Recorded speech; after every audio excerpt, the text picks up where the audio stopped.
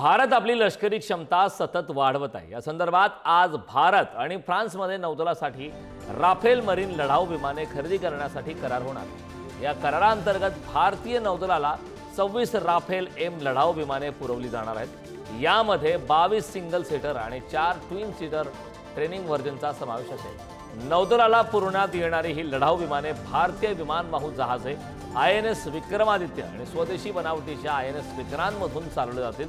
ही विमाने भारतीय सागरी सीमेच्या सुरक्षेसाठी गेम चेंजर ठरतील। या विमानांची किंमत सुमारे 63,000 कोटी रुपये असल्याचे सांगितले। या संदर्भात ताजी अपडेट देण्यासाठी आपले प्रतिनिधी धनंजय दळवी आपल्या सोबत जोडले। धनंजय, भारत फ्रान्स यांच्यात आज राफेल एम जेटचा महत्त्वाचा करार होणार आहे, काय सविस्तर?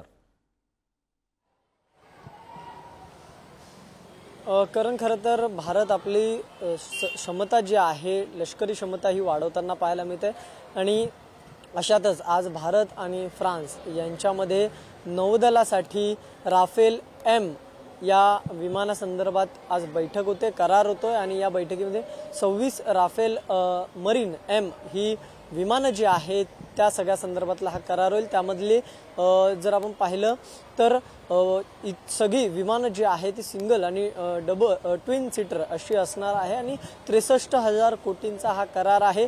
2028 पासून ते 32 पर्यंत या सगळ्याची ही तयार करून भारतात पाठवली जातील आणि यामध्ये महत्त्वाचं म्हणजे आपल्याकडे असलेली INS विक्रांत आणि विक्रमादित्य यांच्यावर ही विमानं लढाऊ विमानं जी आहेत ती तैनात करण्यात येतील आणि त्याद्वारे आपली क्षमता जी आहे ती भारत वाढवताना पाहायला मिळते। आपण जर पाहिलं तर आगामी झालेला दहशतवादी हल्ला आणि त्यानंतर भारताने आपले लष्कराची ताकद जी आहे ती वाढवायला सुरुवात केलेली आहे।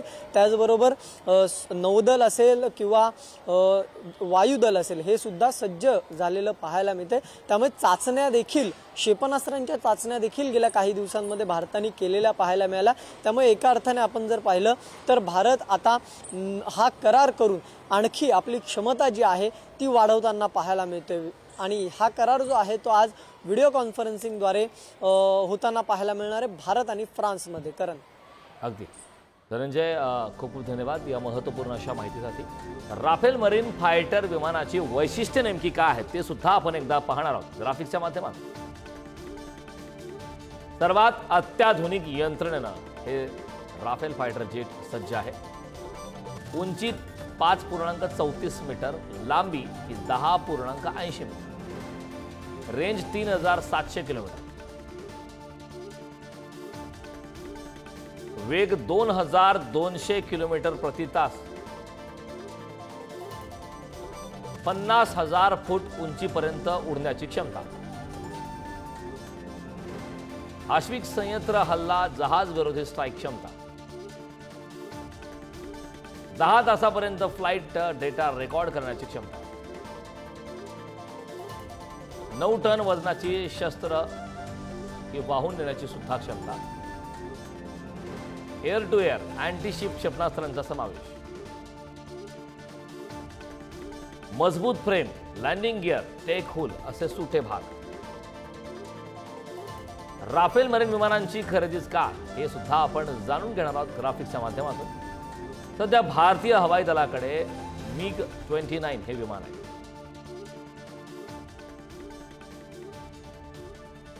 MiG-29 हे विमान INS विक्रमादित्यावर तैनात आहे। मात्र भारत अधिक अत्याधुनिक लढाऊ विमानांच्या शोधात होता। राफेल मरीन फायटर विमान हे अत्याधुनिक तंत्रज्ञानाने सज्ज आहे।